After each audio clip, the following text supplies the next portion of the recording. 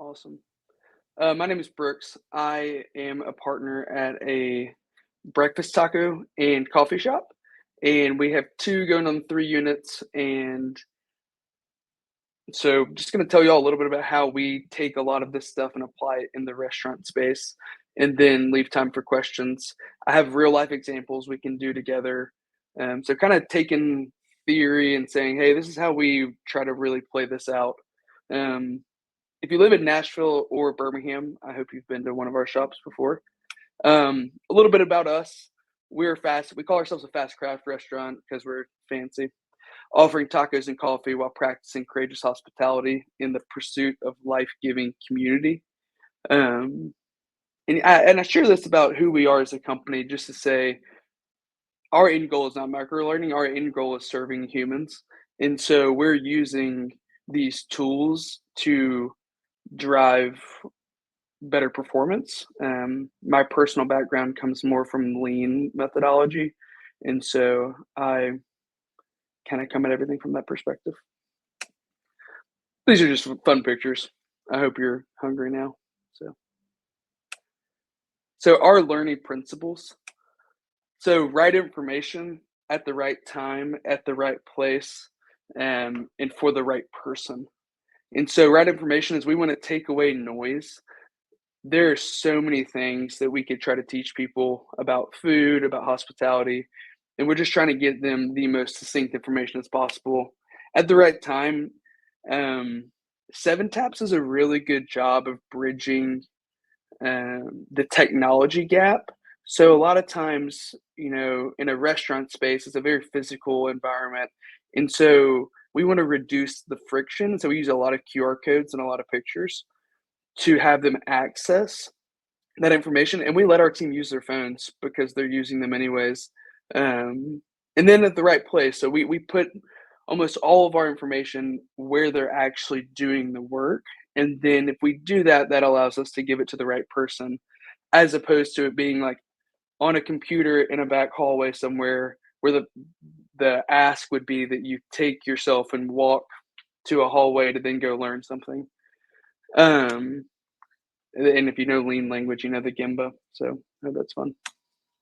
All right, so this is rolling a taco.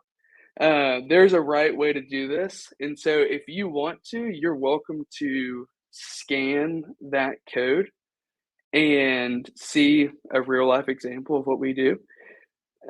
We want our tacos to not be pencils. We want them to be logs. Uh, and then all of our tacos come wrapped with tape around them, and it's really fun.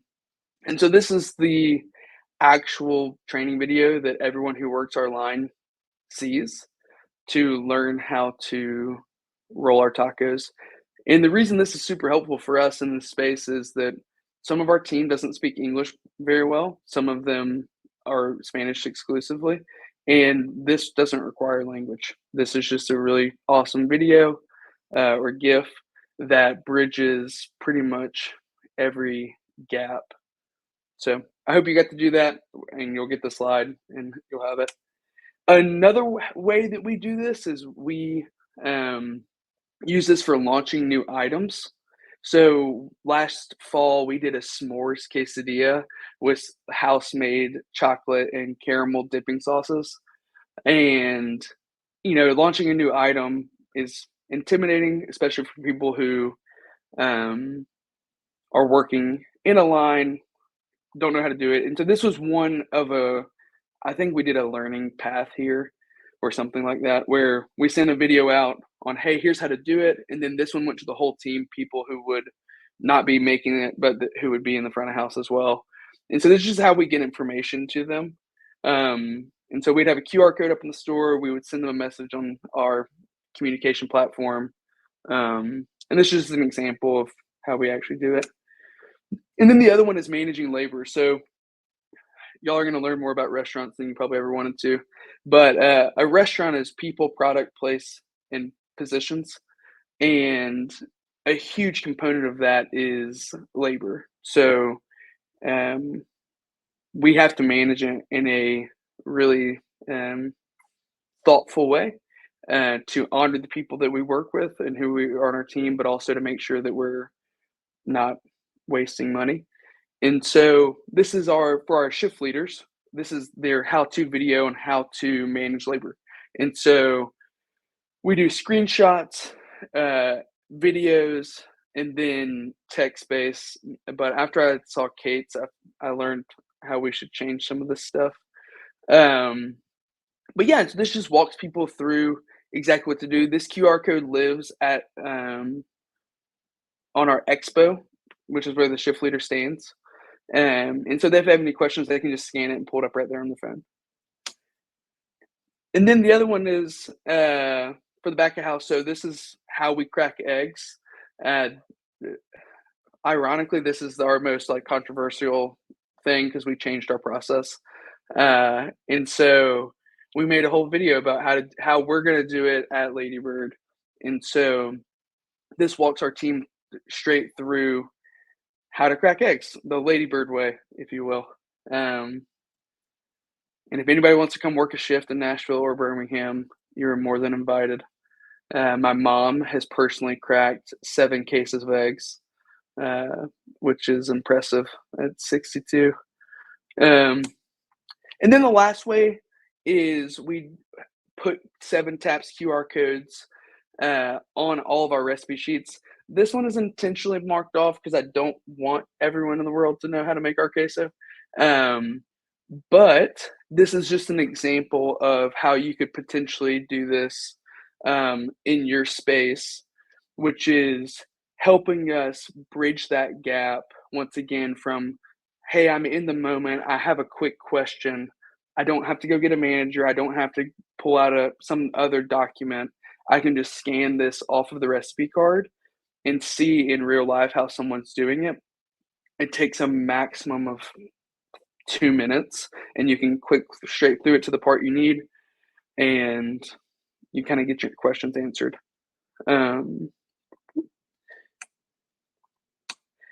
So that's all I got. I hope that's really helpful to see a real life kind of somebody in the world doing this.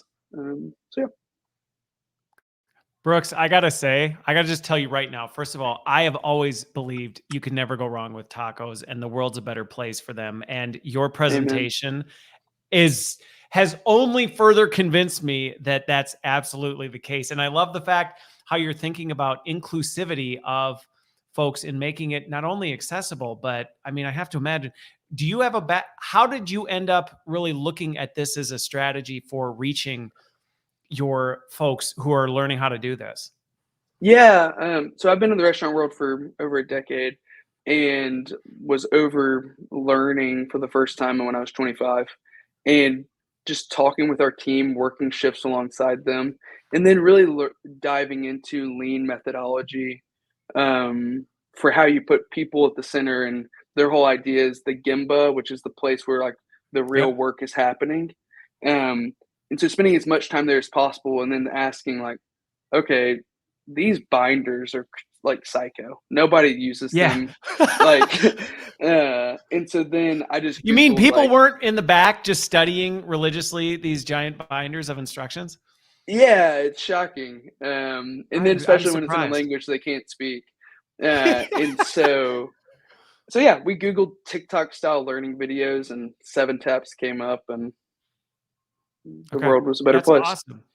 Now, in terms of how you're doing that, so first of all, I love the fact how practical and pragmatic you are in doing that. I think sometimes organizations can get sucked into this idea of like, we have to go through this very robust bureaucratic process and everything has to be formally managed versus saying, hey, people are just trying to get their work done.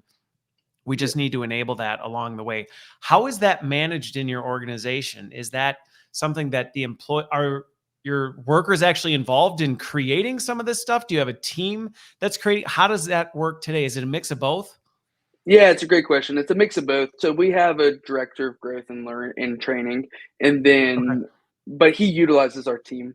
And so our team, like we just launched a spicy pumpkin latte, and one of our team members from Nashville made the video, and that's what we used in 7 Taps to send out to everybody. Because the reality is, like, honestly, they're better than we are at creating this stuff. And so we go very much so with we just want to get something out into the world. And we also find out when we screw stuff up because we make something and somebody's actually using the Yeah. content. They're like, "Hey, that's wrong," and so then we just fix it. And so we just kind of we go that way. Okay. I love so the feedback loop, because I'm really curious on this, because I think this is some of what gets lost sometimes in corporate training, is corporate training can become almost this machine that isn't necessarily just realizing, hey, we're just here to enable people to get their jobs done better. And ultimately, that's what Yeah. we're trying to do. And that's, you've really embraced the nature of that, the essence of that, which I think is fantastic. So, from that, what is that feedback loop for you and your teams so that you know, hey, what we're creating isn't useless? And we know because they tell us. How are you working that out? Yeah, so our kind of cascaded communication is we use Slack, and everybody from a shift leader and above is in Slack. And so Okay. we just ask our shift leaders, just really simply like, "Hey, are people using this? Is it working? Is it helpful? If it isn't, please say something." And I think for us, it's our core values are to be caring, humble, and hungry. And the humble piece of that is creating a culture where people feel safe enough to say, Yeah. "Nobody uses this. This is a waste of time. Like we need to change it." Thank you for your time, Uh, but honestly, it's useless to us. yeah, and it's like, sweet, okay, awesome, because like they know that our goal is truly just to help the team, and so they'll tell us if something's bad. There's not this like fear of making somebody upset. Okay.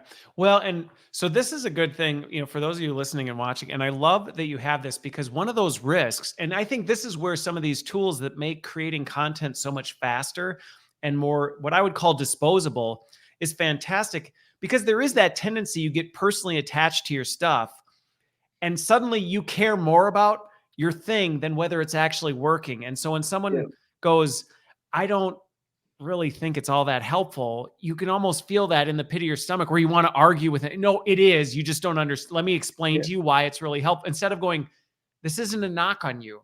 I'm just yeah, saying it's not helping me. So you can go, oh, no problem. And I think this is where the approach that 7 Taps and I think this micro learning style really brings is you can go, okay, no hurt, no foul. Let's trash it. What would be helpful? And then bring it forward. yep. And I think what we've experienced. So we opened a new store in February, and so it was really cool. We have 25 people learning, and to see everybody on their phones, but in different stations using the QR Yeah. codes to kind of get a feel for everything. And after that, we changed a bunch of stuff, we scrapped stuff, and then some of the stuff was awesome. Um, so yeah, it's been a fun experience. Cool. Well, and I can't remember who said it. Somebody said this, but it's funny how sometimes we can over formalize things of like, well, how do you know if Yeah, it's working or whatever? And well, you just ask. Just ask. Now, granted, you have to have the culture where people feel like they can be honest and say, yeah, it's all right, or it's not helpful, or it's fantastic. We could use more of that. But I think that point of, yeah, sometimes it's easy to get into, let's survey or let's pulse or let's do all these analytics. Like, or we could just reach out and say, hi, I'd like to know, is this helpful for you? And then they'll tell you, and then you can take that and run with it. yeah. Cool. Cool. Well, I have to say this was extremely helpful. And, any other tips for folks? Oh, the other thing I had, especially since you're dealing with frontline folks and, Yeah. you think of like big corporate entities, a lot of times people are on company devices or they have a BYOD policy things. How does that work in your organization where, I mean, are you requiring people to do it? Are you not? Are they just finding it helpful and it's easy to get to, so they do? Because how do you work that? Yeah, so it's a mix of both. So, for training, it's required, and we have a one-page sheet for every new position, and it has the Okay. QR codes on those sheets, and that stays with Okay. them for training. And then Okay. once they're in the position, there's QR codes at each station, Okay. and that's as needed. Um, Okay. but yeah, at a bigger organization, I would assume they would keep tablets or something. We just let them use their phones, and not many people are sharing rolling taco content with their friends, so we just roll with it. I don't know. You did blurt out the secret queso sauce, The which queso based on the recipe comments, I is think a lot of people were like, really? That's the thing you're going to block for us? But I got to Yeah. say, the s'mores quesadillas, I think everybody was getting pretty hungry. And you definitely have some super fans in the comments who are looking forward to checking it out, who are in the area. And I actually think someone even said, who knows, they might even get a plane ticket and go pick some up. Oh, somebody did ask, do you ship? Not yet. Not yet. Not yet. Okay, you're working on that. But there was one other question I was going to ask you. Did you? Oh, this is just more nothing related to learning. But how did you decide to get into this?